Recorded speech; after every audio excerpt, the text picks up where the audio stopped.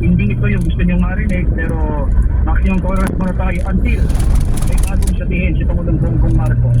After that recommendation niya, natatanggapin niya doon sa National Task Force for the West Philippines. Yun na natuloy kahapon yung kanilang pulong. Alakad. Okay, maraming salamat, Edyo. Live pa rin mula rin sa Senate Quarters ng AFP Western Command sa pagpaparensa sa pagpaparensa sa Pilipinas Major H. Ito si Edniel Parrosa. Tuloy-tuloy sa pagbabalita, tuloy-tuloy sa servisyo. Sama tayo, Pilipino. Maraming salamat, Edniel. Samantala, naku, yung mga nagbabakasyon, ha? Nauwi sa trahedya ang masaya sanang bakasyon sa dagat ng isang bata. Dahil namatay po ang isang 10 years old na batang babae matapos kapitan ng dikya. Ayan. Ito po yung jellyfish. Ayan. Habang naliligo sa isang beach sa Araceli, Palawan. Ayon sa Araceli Rural Health Unit, sinubukan pa iligtas ang bata pero namatay dahil sa matinding allergic reaction nito. Kaya nagbabala naman ang health unit sa mga nagbabakasyon na mag-ingat sa paliligo sa dagat ngayong panahon ng tagit na kung kailan naglalabasan ang mga dikya sa dagat. Ayun. So delikado pala yan. Minsan kinuka pa, nilalaro pa yan ha? Oo, lakay. Meron akong kaibigan no, talagang parang bata pa siya, kinapitan siya ng dikya. At hanggang ngayon kitang-kita pa rin yung mark sa buong legs niya. Pati starfish ha, ayan kumakabig din, ayan nabukod sa Okay, dikya. delikado din ba yung starfish? Oo, pagka kinapitan ka rin yan, nagmamarka rin yan, Miss Aliyah. Pero hindi naman nakakamatay itong starfish lang. Di natin alam. Ayan, kung may allergic reaction, baka ganyan ang mga nasapitin mo. Kaya mag-ingat po tayo. Ayan, natutuwa tayo na nilalaro. Ay, ganda nito ha. Ganito pala yan. Ang cute pala nito. Cute pala nito ha. Yung pala ay deadly na kamamatay. Lakay, samantala good news, deklarado ng bird flu free ang probinsya ng Sultan Kudarat.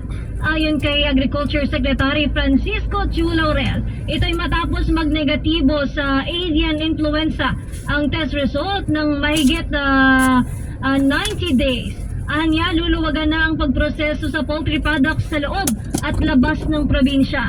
Una rito nagsagawa ng matinding cleaning at disinfection activities ang LGU, DA Regional Office at Bureau of Animal Industry.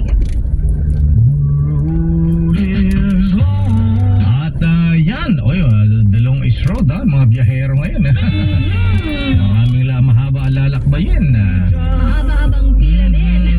Paakyat ng Baguio, paakyat ng papunta ng Batangas, Lakay alam mo ba, sa Boracay halos punuan na ang mga tao doon. Kaya kung pupunta po kayo ng Boracay, Ano ng mga tao? Ayan. lakay, mga bakasyonista.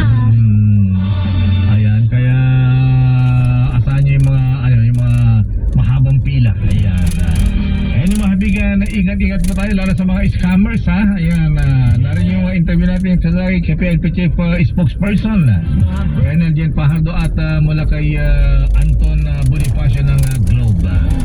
Yung mga hindi natin kilalang tumatawag, wag pong sasagutin ha.